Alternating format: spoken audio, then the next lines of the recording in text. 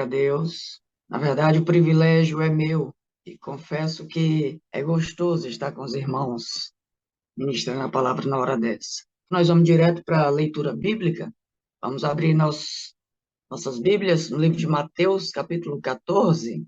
Mateus, capítulo 14, verso 28 e o verso 29. Para aqueles que me conhecem, sabem que eu tenho algumas manias, mas uma delas, quando leio a Bíblia, é fazer perguntas para o texto que está sendo lido. E Mateus, capítulo 14, o verso 28 e 29 diz para nós que respondeu-lhe Pedro e disse: Senhor, se és tu, manda-me ter contigo por cima das águas. Então Jesus disse: Vem. E Pedro, descendo do barco, andou sobre as águas para ir ter com Jesus. Eu andei fazendo uma pergunta para algumas pessoas em cima desse texto. E eu perguntei: o que nós não vemos nesse texto, mas nós sabemos que está presente? A outra pergunta foi: por que nós não vemos? E, finalmente, quais as lições que podemos aprender dessa ausência? Não perguntei o que vemos, porque o que vemos é muito fácil. Vemos Pedro, Jesus, o barco, a água, vemos a fé, mas e o que não vemos? Vamos por partes. Essa história, ela deu-se após a multiplicação dos pães. A multidão queria arrebatar a Jesus, transformá-lo em rei, não porque reconheciam nele o Messias, o Filho de Deus, mas porque comeram e não gastaram nada, ficaram saciados. E Cristo disse para eles: olha, vocês voltaram só por causa da comida. E fez um duro discurso, e aquela multidão todinha foi embora. E Cristo então mandou que os discípulos fossem para o outro lado. Chegando no meio do mar, veio uma grande tempestade. Era madrugada, assim como é nesse momento também. E quando os discípulos estavam envolvidos em poder passar por aquela tempestade, eis que, em meio aos clarões dos relâmpagos, eles olham um vulto andando sobre as águas. E diz o verso que eles tiveram medo, mas Jesus disse: não temais, sou eu. E aí nós entramos na questão. Quando Pedro disse: és tu, manda-me ter contigo. E quem nós não vemos aí? Sabe quem? Os outros discípulos. Aonde eles estavam? O que estavam fazendo? Por que não aparecem? Os discípulos estavam no mesmo barco que Pedro. E por que eles não aparecem? Porque continuaram com medo.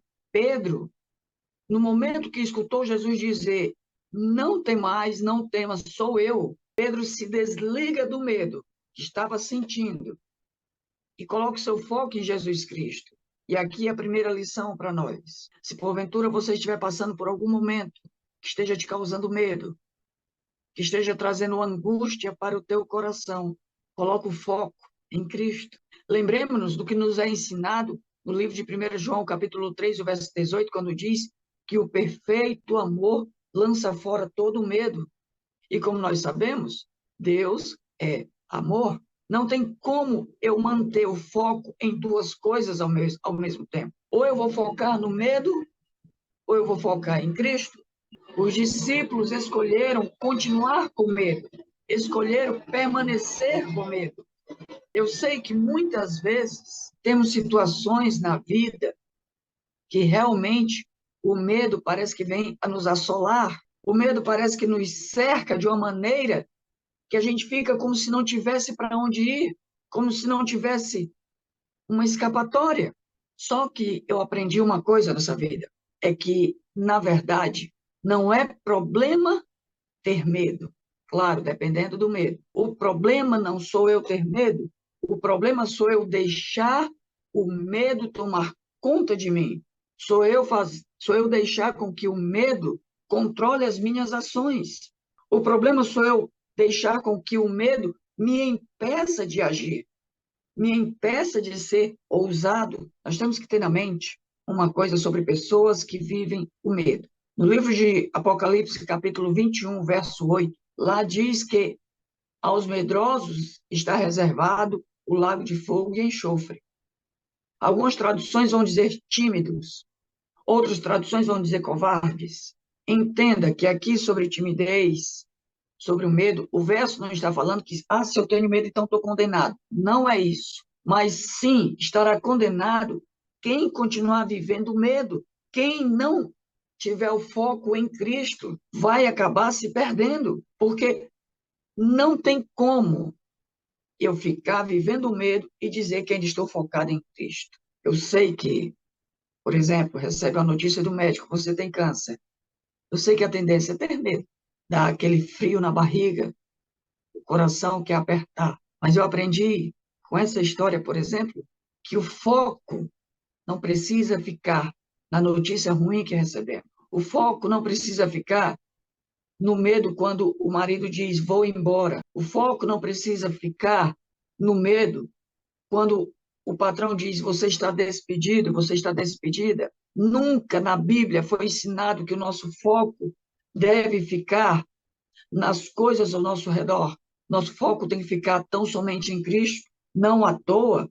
Em Colossenses 3:2 diz: pensai nas coisas que são do alto e não nas que são terrenas. Não é fácil, é verdade. Às vezes as lágrimas até vêm por causa do medo, mas acredite, nada pode nos separar do amor de Deus que está em Cristo Jesus, é o que nos ensina a palavra. Eu tenho que entender, é objetivo do maligno tirar o nosso foco, a nossa atenção de Cristo, e com isso, ele vai tentar de todas as formas prender a nossa atenção, inclusive vivendo o medo. Os discípulos não aparecem aí nesse momento da história, porque estavam vivendo o medo. E eu e você, onde está o nosso foco? Tem aqueles que ficam ainda pedindo a Deus, Senhor, dá-me força para passar por essa situação. Eu encontrei, sabe, no passado, uma pessoa dizendo, eu estou sempre pedindo que Deus me dê força, que Deus me dê o Espírito Santo. E eu disse para aquela irmã, eu digo, olha, desculpa eu dizer, mas você já pediu quantas vezes? Eu peço todo dia. Digo, sério? Pois acredite, não precisa mais pedir. Não, irmão, mas a gente tem que pedir. Eu digo, não. Se você já pediu uma vez, por que pedir 2, 3 vezes pela mesma coisa? Você ainda não creu que Deus já te respondeu? E aquela irmã ficou calada, não esperava esse comentário. E eu então dei 2 textos bíblicos para ela. O primeiro texto está em 2 Timóteo, capítulo 1, verso 7, quando lá diz de forma bem clara que Deus não tem nos dado espírito de fraqueza, mas espírito de força. Ou seja, há muito tempo que Deus já nos concedeu o espírito de força para vencer o medo, para vencer a angústia, para vencer a timidez. E no livro de Isaías, capítulo 65, verso 24, Deus diz: e será que antes de vocês clamarem, eu responderei? Estarão vocês ainda falando e eu os ouvirei? Então, se Deus responde antes de nós orarmos, para que ainda ficar pedindo? Eu, quando peço alguma coisa a Deus, eu peço só uma vez. E depois disso, eu já começo a agradecer, porque eu sei que Ele já me ouviu, mas a bem da verdade, eu vou dizer uma coisa para vocês. Já tem algum tempo que eu já não peço praticamente nada a Deus. Me lembro quando dava notícia que estava com câncer, os irmãos diziam, vou orar para que Deus lhe cure. Eu disse, não, não precisa. E as pessoas dizem, mas por que não? Eu digo, porque eu sei que vai acontecer só o que Deus quer. Não precisa pedir por cura, porque Deus já ouviu essa oração. O que eu peço é só que orem a Deus, para que Ele me dê sabedoria para saber passar por essa situação. Voltando para os discípulos, eles não saíram do medo, e o medo não saiu deles. E por causa disso ficaram encolhidos, vivendo aquela tempestade. Agora observemos um detalhe. Os discípulos estavam ali encolhidos, mas estavam olhando para Pedro. Pedro estava pedindo algo que era impossível, algo que até então ainda não tinha acontecido, nem depois aconteceu. E talvez, eu sei que a Bíblia não diz, e aqui eu vou entrar numa especulação, e talvez os discípulos possam ter pensado, Pedro está doido? Como que ele pode querer sair do barco? O barco numa tempestade, irmãos, isso pela lógica humana, o barco é sinal, é sinônimo de segurança. O barco é sinônimo de que você vai chegar do outro lado pela lógica humana. É sinônimo de que não vai afundar. Mas os discípulos esqueceram uma coisa: nada disso sem Cristo tem validade. Cristo não estava no barco. E onde Cristo não está, não há segurança. Onde Cristo não está, não há força. E os discípulos achavam que ali era o lugar seguro. E por incrível que pareça, não era. O lugar seguro era aonde Pedro estava pedindo para ir. Senhor, manda-me ter contigo. É junto de Cristo que nós vamos encontrar a segurança necessária para enfrentarmos essa situação que nos assola. É junto de Cristo que nós vamos encontrar força para suportar o desemprego. É junto de Cristo que nós vamos encontrar a força para suportar a perda de um filho ou de uma filha, a perda de um pai. Jesus Cristo é a única certeza da vitória. Longe dele, ele mesmo disse, lá em João 15:5, final do verso, ele disse assim: porque sem mim nada podeis fazer. Então, os discípulos, por mais que se sentissem seguros no barco, eles não estavam seguros, porque Cristo não estava no barco. Outra coisa que podemos entender com os discípulos ficando no barco é que eles estavam, mesmo embora estivessem em meio à tempestade, aquele barco simbolizava a zona de conforto para eles. E agora eu quero passar para você e para mim. Será se nós não estamos acostumados também a viver numa zona de conforto? Será se nós não estamos acostumados a viver só naquilo que nos traz segurança, mesmo estando sem comunhão com Cristo? Achamos que um esposo vai trazer a segurança que eu quero, que a esposa vai trazer a segurança que eu preciso? Queridos, cuidado com a zona de conforto. Deus sempre nos chama para sair da zona de conforto. Lembram-se de Abraão? O que Deus disse? Sai da tua parentela. Às vezes, o que Deus pede é tudo aquilo que nós não queríamos que Ele pedisse. É tudo aquilo que nós não imaginávamos que fosse ser pedido. Ele pediu para Abraão também: dá-me o teu único filho, totalmente sem sentido aos olhos humanos. Mas acredite, se Deus pede, se Deus chama, é porque Ele quer nos apresentar algo melhor. Para os discípulos estava bom ficar no barco, mas Deus queria que eles andassem no excelente. Eu creio que passou da hora de nós vivermos esse tipo de fé medíocre. E antes que alguém se ofenda, achando que eu estou ofendendo, dá uma pesquisada no Google, vai ver o que significa medíocre. É uma pessoa que tem uma vida só na média. É só aquilo que é comum. Se nós queremos resultados diferentes na vida, nós temos que entender que temos que ter uma vida que faça a diferença. Se nós queremos o excelente na nossa vida, nós temos que viver uma vida de excelência. Deus está pronto para fazer o impossível na tua vida e na minha. Mas para isso, eu e você precisamos entender que temos que sair do barco. Entendamos que sair do barco é sair do medo que está nos prendendo, é sair do medo que está nos segurando nessa situação, é sair do medo que tem nos feito chorar madrugadas afora, que tem nos feito perder o sono. Precisamos entender que nós temos que ser ousados se queremos ver o melhor de Deus em nossa vida. Já passou do tempo de vivermos uma vida só de casa para a igreja, da igreja para casa. Já passou do tempo e muito de sermos apenas aquele tipo de irmão que é aquecedor de banco, que vai para a igreja, aquece o banco, assiste a programação, mas não influencia em nada na vida dela. Continua vivendo a mesma coisa. Já passou do tempo de nós sermos apenas espectadores das maravilhas de Deus. Enquanto Pedro estava ali realizando algo que era impossível, inimaginável, algo que era de forma grandiosa demais, até para ser entendida pelos olhos humanos, os discípulos estavam ali só assistindo e simplesmente não viveram aquela experiência única. E quantos de nós, eu e você, não vivemos só olhando as coisas acontecerem. Acontecem as programações na igreja, mas eu não participo de nada. Acontecem os sermões, acontecem os louvores, acontecem as escolas sabatinas, os JA, mas eu sou aquele tipo de irmão que só vai de casa para a igreja, da igreja para casa.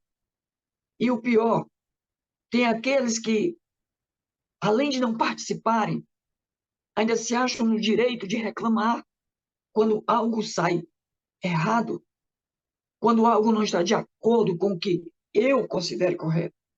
Porque eu acredito que muitos, se fossem falar com Pedro ali, antes dele sair do barco, sabe o que queriam dizer? Pedro, tu tá doido, Pedro?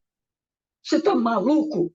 Já não é normal querer sair do barco, andar sobre as águas, e olha a tempestade, olha os raios, vai que cai um raio na água, tu vai morrer. O problema de quem vive o medo é que não bastasse o medo para si, ainda quer contagiar os outros. Queridos, nessa vida eu aprendi que ou eu contagio ou eu sou contagiado. Eu aprendi com essa história que eu tenho que contagiar. Pedro, com seu exemplo, eu não sei a vocês, mas ele contagiou a mim. Sabe o que é andar nas águas do impossível? Sabe o que é você ir além da perspectiva humana? Sair daquela mesmice de sempre. Eu me lembro que eu passei em frente a uma lanchonete e a porta estava fechada, era cedo, e tinha um desenho de um hambúrguer. E o que me chamou a atenção foi a frase que vinha embaixo do hambúrguer. Até porque hambúrguer, tecnicamente falando, é tudo igual. Pão, carne, ali um alface, um tomate. É hambúrguer. Mas a frase dizia assim embaixo: diferente entre os iguais. E eu amei essa frase. Ali naquele barco, todos os outros discípulos estavam sendo iguais, estavam vivendo medo, estavam passando pela tempestade, estavam sendo molhados pela chuva, estavam talvez com medo que o barco afundasse, não aguentasse. Todos passando pela mesma situação, inclusive Pedro. Mas Pedro foi diferente entre os iguais. Ele escolheu não viver aquele medo. Ele escolheu ir além do que se esperava dele. E com esse pensamento eu entro num verso bíblico que está em livro de Lucas, capítulo 17, o verso 10. Lá Cristo vai dizer para você e para mim assim: e assim vós, depois de haveres feito tudo que vos foi ordenado, dizeis: somos servos inúteis, porque fizemos apenas o que era esperado de mim. Vocês entenderam? Viver uma fé medíocre, fazendo só o que é esperado de mim. O texto diz que eu sou um inútil. E eu não quero julgar ninguém, mas eu fico imaginando quantos irmãos e irmãs dentro da igreja. Eu tenho que ter cuidado, que isso pode ser até para mim mesmo. Mas quantos não são inúteis, porque só estão fazendo aquilo que é esperado deles.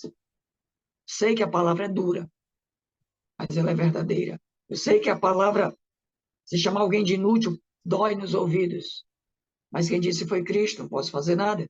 Acredite, Deus quer fazer maravilhas na sua vida. Eu quero concluir contando uma história. Eu não sei se já contei em outros sermões, mas permita-me falar. Alguns anos atrás, eu tive a oportunidade de fazer um sermão na cidade de Uruburetama, uma cidade aqui do nosso estado, do Ceará. Naquele sábado eu fui meio que em cima da hora. Não vou dizer que foi sem querer, porque eu acredito que todas as coisas caminham para o bem daqueles que amam a Deus. Eu não acredito em coincidência, mas eu acredito em Jesuscidência. E naquele sábado nós fomos levados para fazer sermão lá. E eu não sabia. Havia uma irmã naquela igreja que naquela semana, cujo sábado eu estava presente lá, ela recebeu um diagnóstico onde ela estava com câncer, tumor na cabeça. O estágio já estava tão avançado que de imediato foi marcada a cirurgia para uma semana depois. Estávamos lá no sábado, a cirurgia estava para a quarta-feira seguinte. E nós fizemos lá, ministramos uma palavra. Eu peguei um óleozinho, depois eu falo sobre esse óleo, e eu perguntei quem queria ser ungido para que Deus fizesse o milagre. E essa irmã, ela quis andar sobre as águas. O que ela desejou? Claro, cura. Eu não sabia, mas isso era o óbvio. E aquela irmã foi ungida. Na segunda-feira, ela foi para o médico, tinha mais um exame para fazer antes da cirurgia. E quando o resultado do exame foi recebido, os médicos meio que não acreditaram. Não acreditaram porque o resultado que eles olharam constatou que simplesmente o câncer sumiu, desapareceu. Sabe, queridos, eu sei que é difícil a gente sair de uma situação assim, uma situação que mete medo na gente, é difícil. É difícil a gente manter-se firme na fé quando vê a notícia de tua mãe morreu, teu filho morreu, não sei. Mas eu acredito que se formos ousados, se formos, no bom sentido, atrevidos, eu acredito que é possível, sim, sair do barco e andar nas águas do impossível. E nestas horas da madrugada, Deus me trouxe aqui exatamente para te perguntar o que você hoje considera que é impossível acontecer na sua vida. Por que que eu hoje considero que aos olhos humanos simplesmente não dá para acontecer?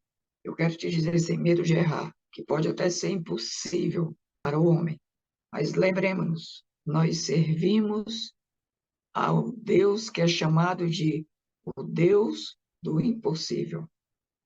Então, se você crê nisso, se você acredita que é possível andar sobre as águas do impossível, eu queria te convidar neste momento para juntos fazermos uma oração a Deus.